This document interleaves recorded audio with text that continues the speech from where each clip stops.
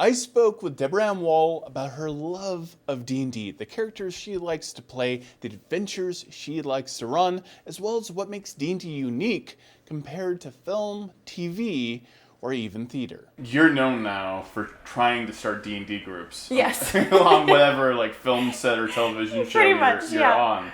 Well, because all I want to do is talk about Dungeons and Dragons, and everybody I meet, their first image is, it's like Ren Fair meets LARPing meets Magic the Gathering, and it's all kind of D&D adjacent, but they don't have a really clear idea of what exactly D&D is. And I think everyone's really, really intimidated by the idea of what D&D is.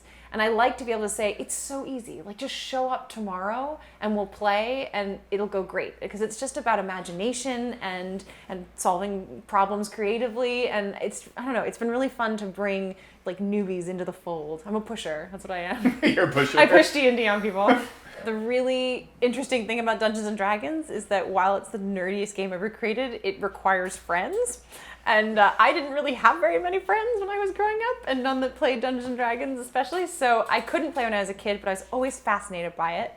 So about 7-8 years ago, I was just asking people, do you guys know anybody? And Alan was my manager at the time. He was like, I've been playing my whole life. So he ran a campaign for me and my friends, and that's how I got into it, and 7 years later, I'm obsessed. He changed my life.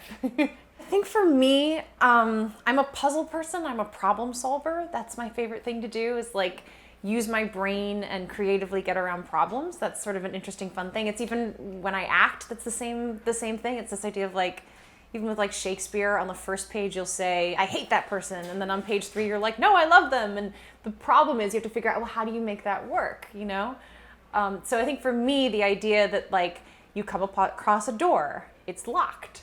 There are many ways you can solve that problem, and I think that kind of openness really appeals to me. Is there a type of character that you're drawn to? I tend to like fighters, interestingly enough. I even though the problem solving in that is hit it with something. But I just actually, for my first time, played a rogue arcane trickster. Which I actually really, really loved. They're so great. It was a good mix for me of I can attack things with my blade, but I also have these little magic things that are more creative rather than, evocation based or something. I mean, that's part of, I think, why I'm interested in acting is I'm curious how people see the world. So my job as an actor is to see the world through the character's eyes. Sort of put myself being John Malkovich in their bodies and see the world and see how that changes and affects me. So in a way, I don't have a favorite. I kind of want to do all the people. Even in theater, which is live, people they're more passively watching. I remember one of my very first games with my sort of main homebrew group, which today my friends Tommy and Julia are from that group. They came and played with me. And they were trying to rouse this girl who was in an enchanted sleep. And she tried once, it didn't work, and tried again. She was like, I can't, I'm running out of my stuff. And they were like, just do it one more time. And it worked. And just because I had, they were all looking at me and I was like, her eyes flutter. And they all jumped up out of their seats and went, yeah! And I was like, that never happens. Not even in great live theater are people in the palm of your hand like that for storytelling. Something so visceral and exciting about that. It's more like live sports in many ways, I think. But in terms of why it's popular now, I actually think it's because it's more accessible.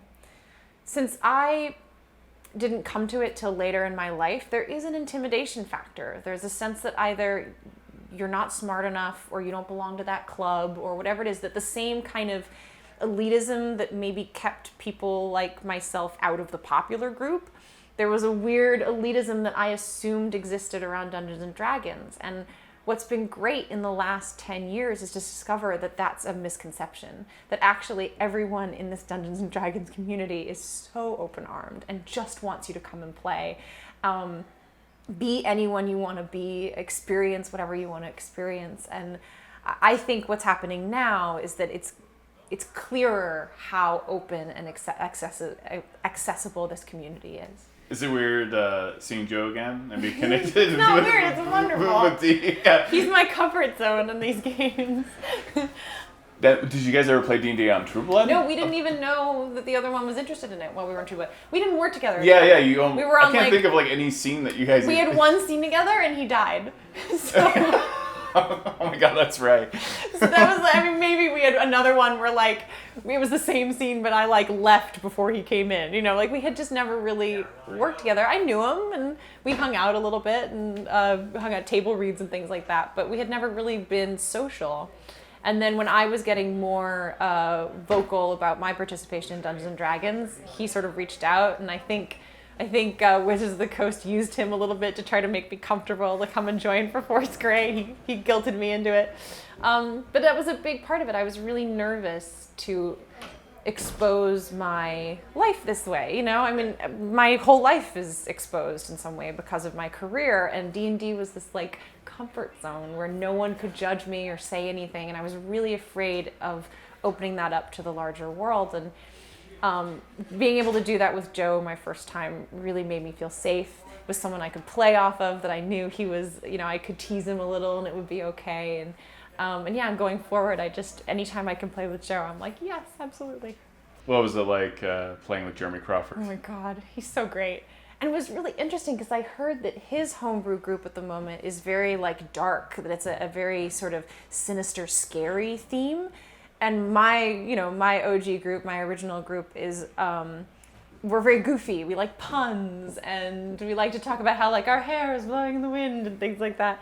And he caught on to that flavor right away and was so facile with it. He just jumped in and tailored all of our interactions to this sort of goofy play. I would love to be that, that capable with the game. I have this one module it was like one of the first modules I ever wrote, that I run with newbies all the time. I probably run it more than 10 times at this point, and it has never been completed the same way twice.